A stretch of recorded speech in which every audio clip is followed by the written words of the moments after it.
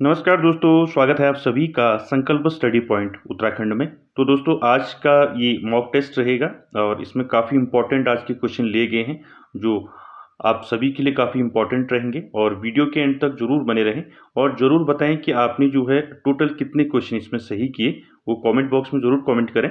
चलिए स्टार्ट करते हैं आज का सेशन। देखेंगे पहला क्वेश्चन आज का। देखिए पहला क्वेश्चन क्या है, एनईपी 1986 का महत्वपूर्ण शैक्षिक उद्देश्य क्या है।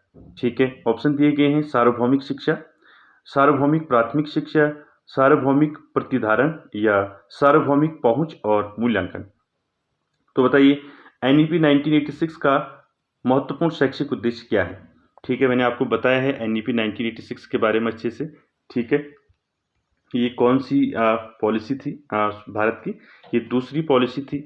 ठीक है, और इसके बाद जो एनईपी 2020 आई है, ये कौन सी है, तीसरी आपकी जो है स्वतंत्र भारत की तीसरी नीति है। ठीक है, और एनईपी 1986 ये दूसरी पॉलिसी है, दूसरी नीति है। ठीक है, इसको याद रखें। और ये क्या बात करता है, यूनिवर्सल एक्सेस एंड इनरोलमेंट की बात करता है। तो राइट आंसर क्या रहेगा क्वेश्चन नंबर फर्स्ट का रहेगा आपका डी, सार्वभौमिक पहुंच और मूल्यांकन की बात करता है। ठीक है, इसका क्या है, शैक्षिक उद्देश्य है। ठीक है, डी आपका राइट रहेगा पहले का।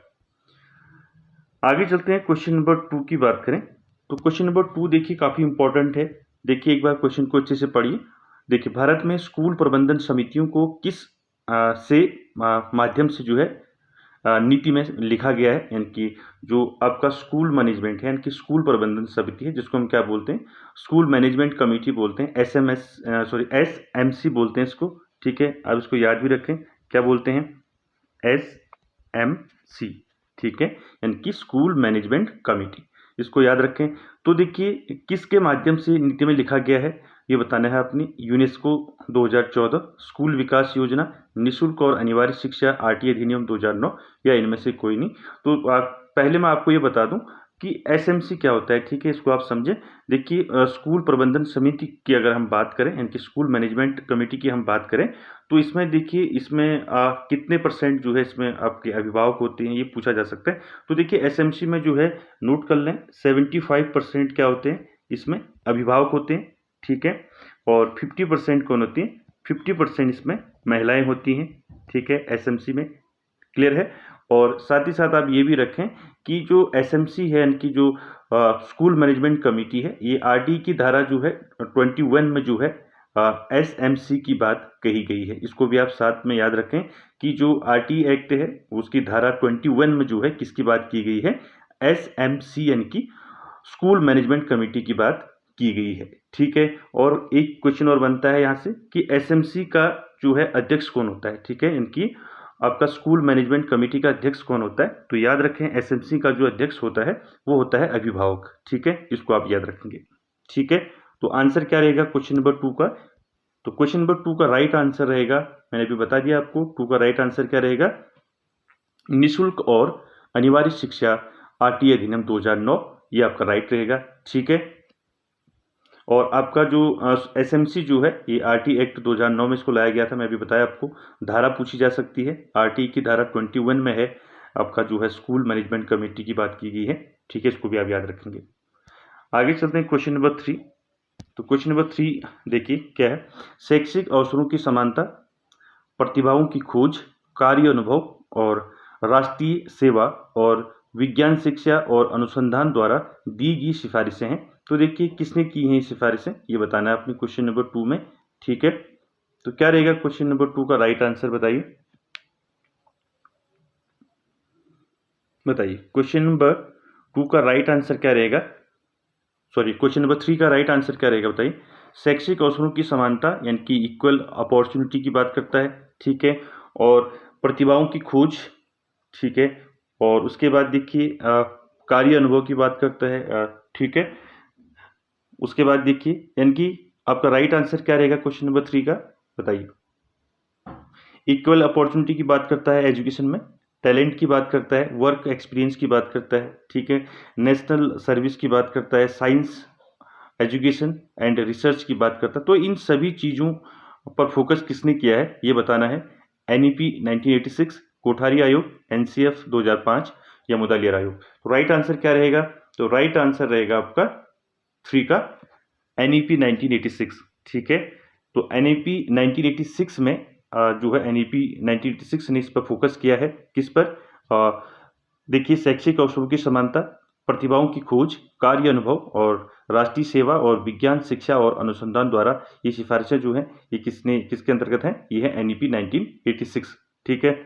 क्लियर हो गया? आगे चलते हैं क्वेश्चन नंबर 4 पर। क्वेश्चन नंबर 4 क्या है? देखिए, मिड डे मील प्रोग्राम का महत्व क्या है? ठीक है, इंपॉर्टेंट क्वेश्चन है। देखिए, मिड डे मील प्रोग्राम का महत्व क्या है? यह एक परोपकारी अधिनियम है। दूसरा, देखिए, छात्रों की संख्या बढ़ाना इसका उद्देश्य है, ठीक है। और छात्र ड्रॉप आउट को कम करना, या डी देखिए, कुपोषण से निपटने और पोषण शिक्षा के लिए आधार प्रदान करना। तो देखिए, मिड डे मील की बात करें तो मिड डे मील योजना जो है ये कब आई? पहले क्वेश्चन बनता है आपका। तो मिड डे मील योजना कब आई आप सभी जानते हैं, ठीक है। 15 अगस्त, ठीक है। 15 अगस्त कब आई? 15 अगस्त 1995, ठीक है। याद रखें, 15 अगस्त 1995 में आया था MDM, ठीक है, आपका मिड डे मील प्रोग्राम, ठीक है। एक क्वेश्चन और बनता है आपका, मिड डे मील योजना शुरू करने वाला पहला राज्य अगर पूछा जाता है तो पहला राज्य कौन सा है? तमिलनाडु, ठीक है। इसको भी आप याद रखें, क्या है? तमिलनाडु में सबसे पहले इसको स्टार्ट किया गया था, ठीक है, याद रखें। क्लियर हो गया? तो मिड डे मील प्रोग्राम का महत्व क्या है? तो आप राइट आंसर देख लिया होगा, कुपोषण से निपटने और पोषण शिक्षा के लिए आधार प्रदान करना, ये राइट रहेगा आपका डी, ठीक है। आपको सबसे जो है उचित वाला जो है आपको ऑप्शन चुनना पड़ेगा इसमें, ठीक है। जैसे आपका सी है तो ये भी आपका ठीक है, छात्र ड्रॉप आउट को कम करना भी इसका उद्देश्य है मिड डे मील का, लेकिन हमने जो है प्रमुख उद्देश्य जो है इसमें कौन सा है? डी है, ठीक है, कुपोषण से निपटने और पोषण शिक्षा के लिए आधार प्रदान करना, ठीक हो गया। देखिए, मिड डे मील मैंने बताया आपको कब स्टार्ट हुआ मिड डे मील? 15 अगस्त 1995 को स्टार्ट हुआ। पहला राज्य जिसने स्टार्ट किया इसको कौन था? पहला राज्य था आपका तमिलनाडु, ठीक हो गया, क्लियर हो गया। आगे चलते हैं क्वेश्चन नंबर 5 पर। देखिए, क्वेश्चन नंबर 5 क्या है? एडुसेट लॉन्च करने का मुख्य उद्देश्य क्या है? चलिए बताइए, आंसर क्या रहेगा क्वेश्चन नंबर 5 का? बताइए। एडुसेट लॉन्च करने का मुख्य उद्देश्य क्या है? छात्रों के लिए उच्च गुणवत्ता वाले शिक्षा कार्यक्रम बनाना, शैक्षणिक कार्यक्रमों का उपयोग करके शिक्षकों की खामियों को दूर करना, सी देखिए, तकनीक का प्रभावी ढंग से उपयोग करने के लिए शिक्षकों को प्रशिक्षित करना, डी देखिए, सभी लोगों को शिक्षा प्रदान करने के लिए खासकर देश के दूर दराज के क्षेत्रों के बच्चों को जो स्कूल या कॉलेज नहीं जा सकते। तो राइट आंसर क्या रहेगा क्वेश्चन नंबर 5 का? क्वेश्चन नंबर 5 का राइट आंसर रहेगा आपका, क्या रहेगा बताइए? क्वेश्चन नंबर 5 का राइट आंसर, तो राइट आंसर रहेगा क्वेश्चन नंबर 5 का, एडुसेट लॉन्च करने का मुख्य उद्देश्य क्या है? मुख्य उद्देश्य है सभी लोगों को शिक्षा प्रदान करने के लिए, खासकर देश के दूर दराज के क्षेत्रों के बच्चे जो स्कूल या कॉलेज नहीं जा सकते, ठीक है। डी वाला आपका राइट रहेगा, मुख्य उद्देश्य था एडुसेट का।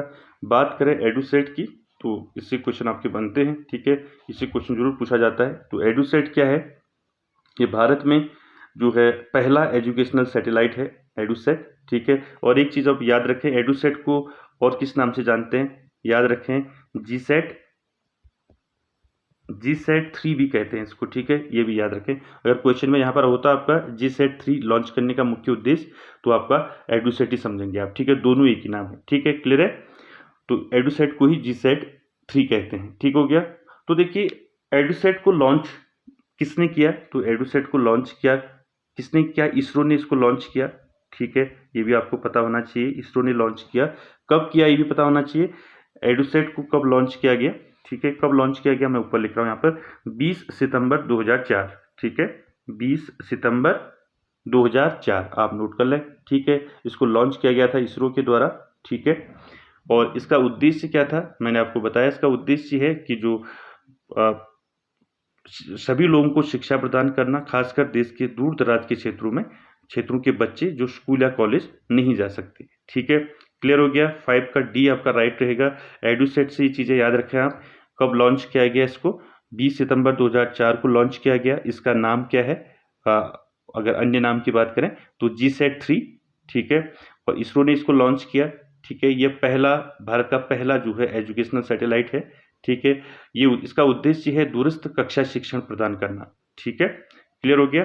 आगे चलते हैं क्वेश्चन नंबर 6 की बात करें तो क्वेश्चन नंबर 6 क्या है, देखिए, किसकी अनुशंसा पर राष्ट्रीय महत्व के संस्थानों जैसे यूजीसी, एनसीईआरटी आदि को मजबूत किया जाएगा ताकि वो शिक्षा की राष्ट्रीय प्रणाली को आकार दे सकें। ठीक है, तो राइट आंसर क्या रहेगा, किसकी अनुशंसा पर जो है राष्ट्रीय महत्व के संस्थान जैसे आपका यूजीसी हो गया, एनसीईआरटी हो गया आदि को मजबूत किया जाएगा ताकि क्या करें, ये शिक्षा की जो राष्ट्रीय प्रणाली है उसको आकार दे सकें।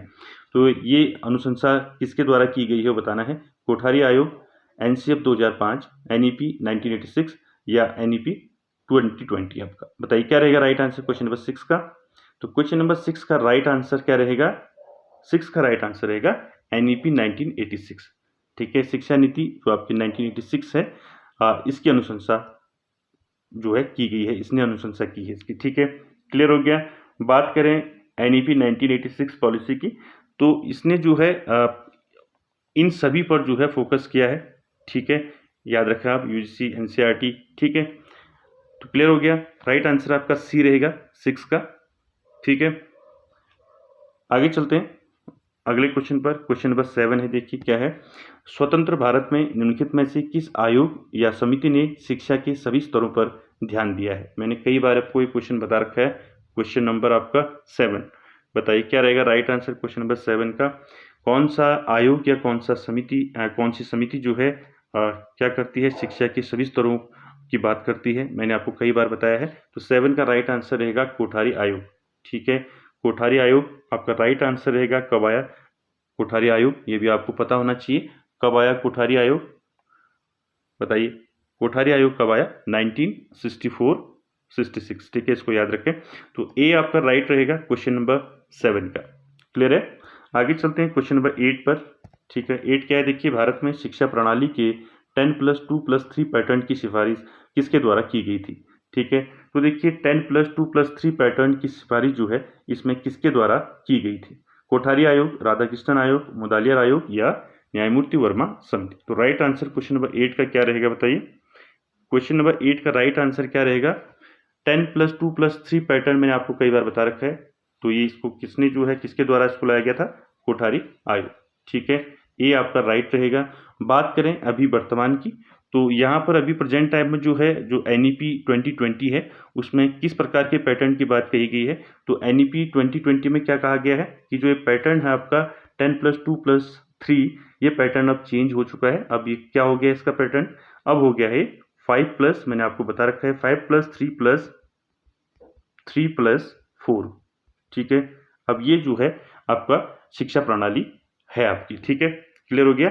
चलिए आगे चलते हैं नेक्स्ट क्वेश्चन पर। क्वेश्चन नंबर 9 देखिए क्या है।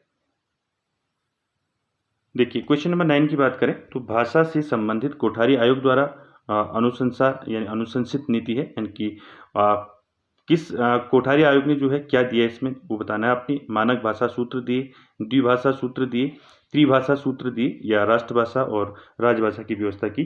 तो राइट आंसर क्वेश्चन नंबर 9 का क्या रहेगा बताइए।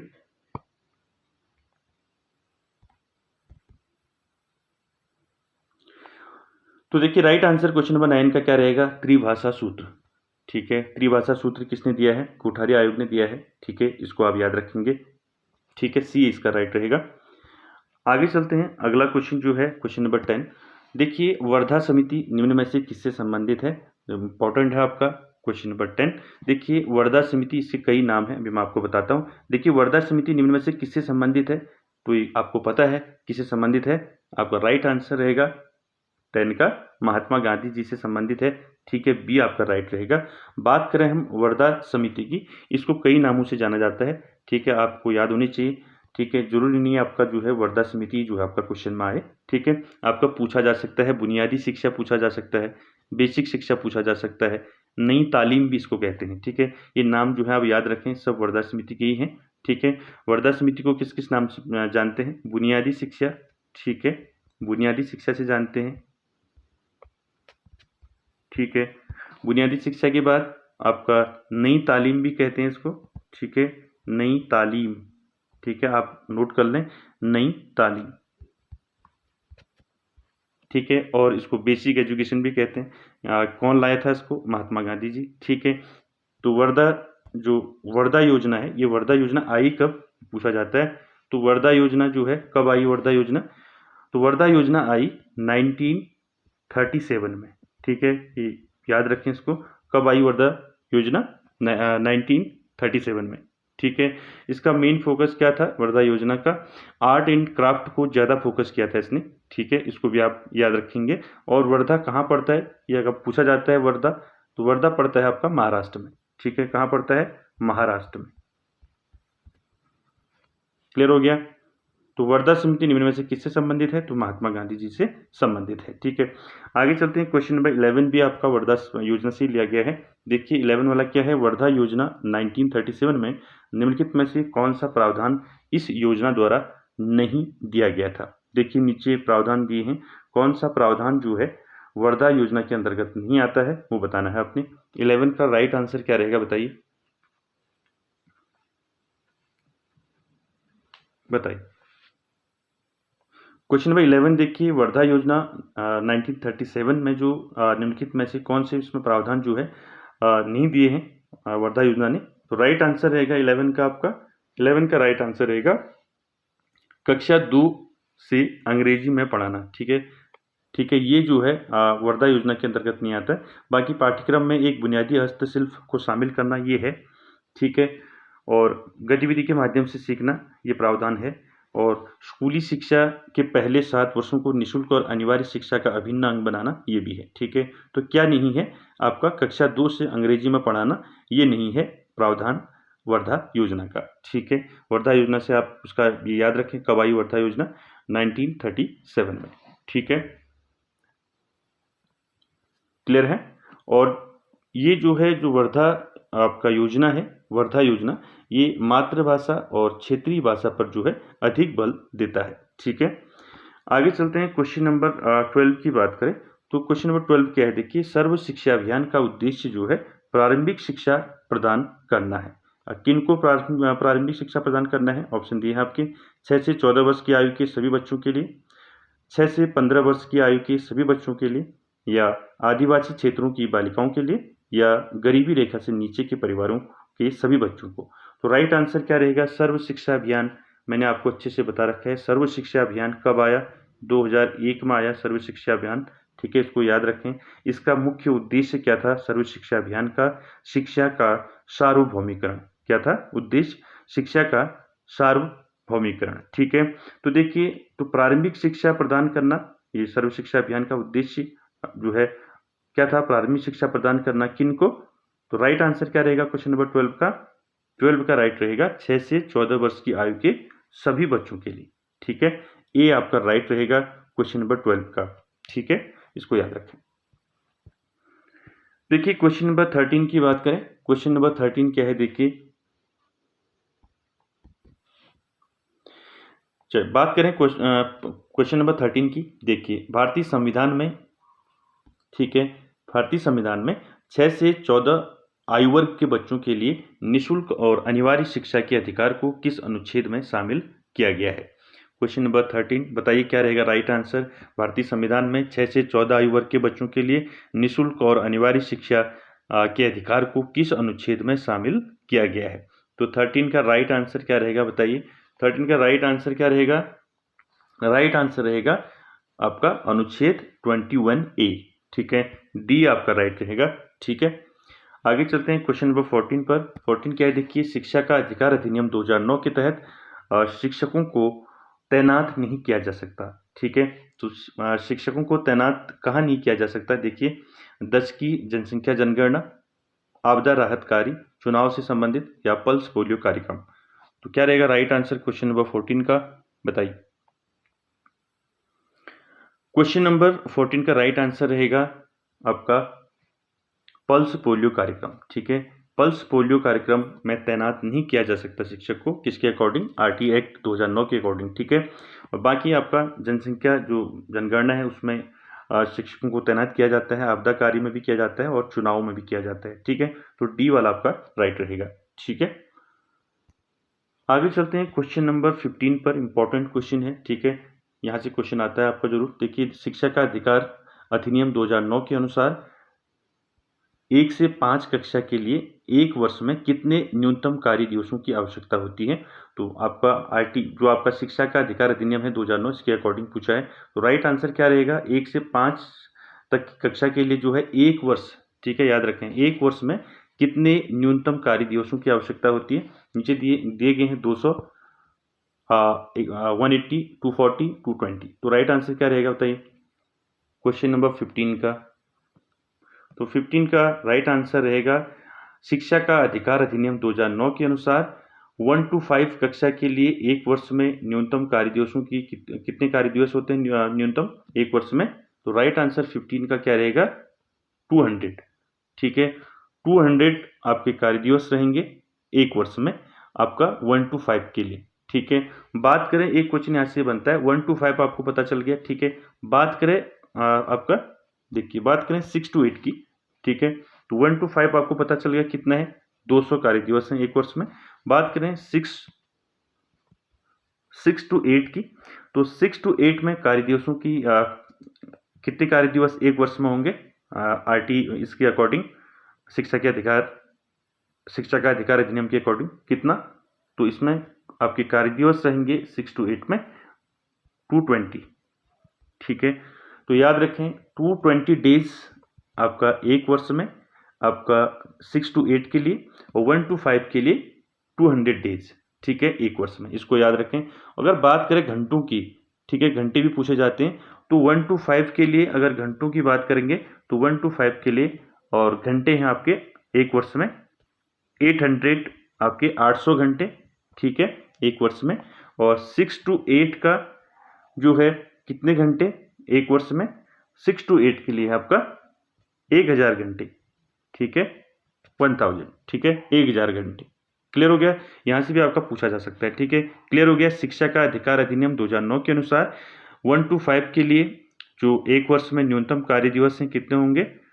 200 डेज, ठीक है, और 1 to 5 के लिए 200 और 6 to 8 के लिए 220, ठीक है, डेज, याद रखें। और घंटों की बात करें तो 1 to 5 के लिए 800 घंटे और 6 to 8 के लिए 1000 घंटे, ठीक है, इसको आप जरूर याद रखें, यहाँ से आपका क्वेश्चन बनता है। आगे चलते हैं क्वेश्चन नंबर 16 पर। 16 क्या है देखिए, डाइटों की स्थापना किसकी सिफारिशों में से एक का परिणाम थी? तो देखिए डाइटों की स्थापना हो, ये सिफारिश किसने की थी? शिक्षा आयोग ने की थी, मुदालियार आयोग ने की थी, या एनईपी 1986 ने की थी, या इनमें से कोई नहीं। तो राइट आंसर क्या रहेगा क्वेश्चन नंबर 16 का?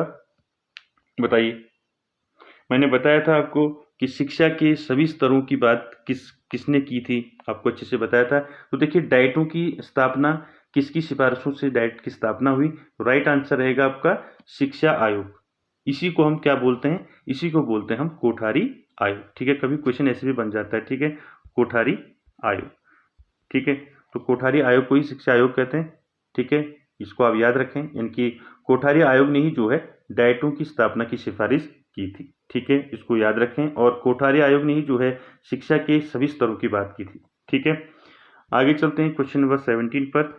17 क्या है देखिए, 17 है आपका, प्रारंभ में ऑपरेशन ब्लैक बोर्ड योजना किस स्तर के विद्यालयों के सुधार हेतु बनाई गई थी? ठीक है, तो देखिए प्रारंभ में ऑपरेशन ब्लैक बोर्ड योजना आपने अच्छे से पढ़ा होगा। ऑपरेशन ब्लैक बोर्ड योजना क्या है, किस स्तर के विद्यालयों के सुधार हेतु बात करती है प्रारंभ में? तो राइट आंसर क्या रहेगा क्वेश्चन नंबर 17 का? बताइए।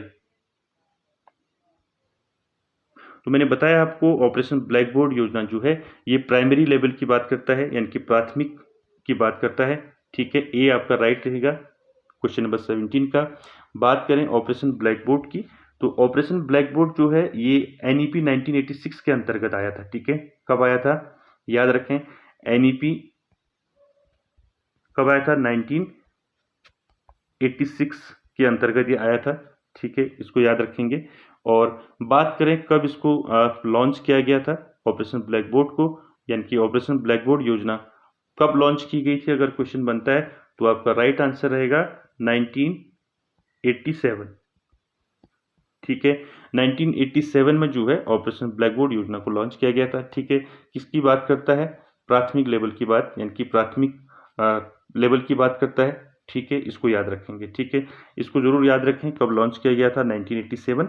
और किसके अंतर्गत इसको लाया गया था? NEP 1986 के अंतर्गत। ठीक है, क्लियर हो गया। आगे चलते हैं, क्वेश्चन नंबर 18 की बात करते हैं। क्वेश्चन नंबर 18 देखिए, संविधान के किस संशोधन द्वारा शिक्षा के मौलिक अधिकार जो है, शिक्षा को जो है मौलिक अधिकार बना दिया गया? तो राइट आंसर क्या रहेगा बताइए क्वेश्चन नंबर 18 का। तो आप सभी जानते हैं संविधान के किस संशोधन द्वारा जो है शिक्षा को मौलिक अधिकार बना दिया गया? तो राइट आंसर रहेगा आपका क्वेश्चन नंबर 18 का क्या रहेगा बताइए। तो राइट आंसर क्या रहेगा 18 का? तो 18 का राइट आंसर रहेगा 86वां संशोधन। ठीक है, यहाँ पर पूछा है आपको संविधान की किस संशोधन की बात हो रही है। ठीक है, किस संशोधन द्वारा शिक्षा को मौलिक अधिकार बना दिया गया? तो आंसर रहेगा आपका 86वां संविधान संशोधन। ठीक है, और बात करें अनुच्छेद की, तो कौन से अनुच्छेद में आता है? ये आता है अनुच्छेद आपका, बताइए किस में आता है शिक्षा को मौलिक अधिकार बना दिया गया? तो ये आया आपका अनुच्छेद 21A के अंतर्गत। ठीक है, 21A में आता है। ठीक है, क्लियर हो गया। अनुच्छेद की बात करेंगे तो 21A, और संशोधन की बात होती है तो 86वां संशोधन। ठीक है, सी आपका राइट रहेगा क्वेश्चन नंबर 18 का। क्वेश्चन नंबर 19 देखिए, स्कूली शिक्षा के पहले 10 वर्षों के दौरान सामान्य शिक्षा के एक भाग के रूप में सभी विद्यार्थियों को विज्ञान और गणित अनिवार्य रूप से पढ़ाया जाना चाहिए, यह सुझाव किसने दिया है? चलिए बताइए क्या रहेगा राइट आंसर क्वेश्चन नंबर 19 का। देखिए, स्कूली शिक्षा के पहले 10 वर्षों के दौरान जो है सामान्य शिक्षा के एक भाग के रूप में सभी विद्यार्थियों को विज्ञान और गणित अनिवार्य रूप से पढ़ाया जाना चाहिए, ये किसने ये सुझाव दिया था? तो राइट आंसर 19 का क्या रहेगा बताइए। तो 19 का राइट आंसर रहेगा आपका कोठारी आयोग। ठीक है, ए आपका राइट रहेगा 19 का, इनकी स्कूली शिक्षा के पहले 10 वर्षों के दौरान सामान्य शिक्षा के एक भाग के रूप में जो है विज्ञान और गणित जो है अनिवार्य रूप से पढ़ाया जाना चाहिए, ये सुझाव दिया था कोठारी आयोग ने। ठीक है, इसको याद रखेंगे।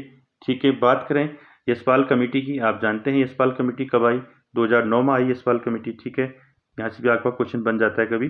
2009 में आई यशपाल कमेटी। ठीक है, और एक चीज़ यहाँ से जरूर याद रखना है यशपाल कमेटी से, तो यशपाल कमेटी जो है ये हायर एजुकेशन की बात करता है। ठीक है, उच्च शिक्षा की बात करता है आपका यशपाल कमेटी। ठीक है, इसके अध्यक्ष कौन थे यशपाल कमेटी के? तो प्रोफेसर यशपाल जो थे ये अध्यक्ष थे यशपाल कमेटी के। ठीक है, क्लियर हो गया। तो राइट, आगे चलते हैं क्वेश्चन नंबर 20 पर। क्वेश्चन नंबर 20 है देखिए, NEP 2020 में उल्लिखित विशेष आवश्यकता वाले बच्चों का एक और सुझाया गया नाम क्या है? ठीक है, यानी कि जो NEP 2020 है उसमें जो विशेष आवश्यकता वाले बच्चे हैं उनको किस नाम से उनको संबोधित किया गया है? तो राइट आंसर 20 का क्या रहेगा बताइए। 20 का राइट आंसर बताइए क्या रहेगा। तो 20 का राइट आंसर रहेगा दिव्यांग बच्चा, यानी कि दिव्यांग की बात की गई है। ठीक है, ए आपका राइट रहेगा 20 का। आगे चलते हैं क्वेश्चन नंबर 21 पर। 21 है देखिए, शिक्षा में फिल्ट्रेशन थ्योरी किसने दी है? ठीक है, इनकी फिल्ट्रेशन थ्योरी किसने दी है शिक्षा में? तो राइट आंसर क्या रहेगा बताइए। मैकाले, चार्ल्स वुड, सार्जेंट, या इनमें से कोई नहीं। तो फिल्ट्रेशन थ्योरी क्या होती है ये आपको पता होना चाहिए पहले। ठीक है, तो पहले आंसर बता दूं मैं आपको। देखिए, शिक्षा में फिल्ट्रेशन थ्योरी किसने दी है? तो फिल्ट्रेशन थ्योरी दी है मैकाले के द्वारा। ठीक है, याद रखें इसको, मैकाले ने दी है फिल्ट्रेशन थ्योरी। ये फिल्ट्रेशन थ्योरी में क्या होता है, इसमें जो है जो समाज है, सोसाइटी है, उसमें उच्च तबके को जो है शिक्षित किया जाता है, जिससे जो है आपका जो नीचे का तबका है वो जो है उससे क्या हो जाएगा, शिक्षित हो जाएगा। तो ये आपका क्या था, फिल्ट्रेशन थ्योरी थी। ठीक है, किसके द्वारा दी गई है? मैकाले के द्वारा। ठीक है, इसको भी याद रखेंगे। तो दोस्तों ये थे आपके 21 क्वेश्चन। आई होप आपको अच्छे लगे होंगे, और वीडियो कैसी लगी आप ज़रूर कमेंट करें, और आपने कितने क्वेश्चन जो हैं इसमें सही किए वो ज़रूर कमेंट करें। Thank you very much.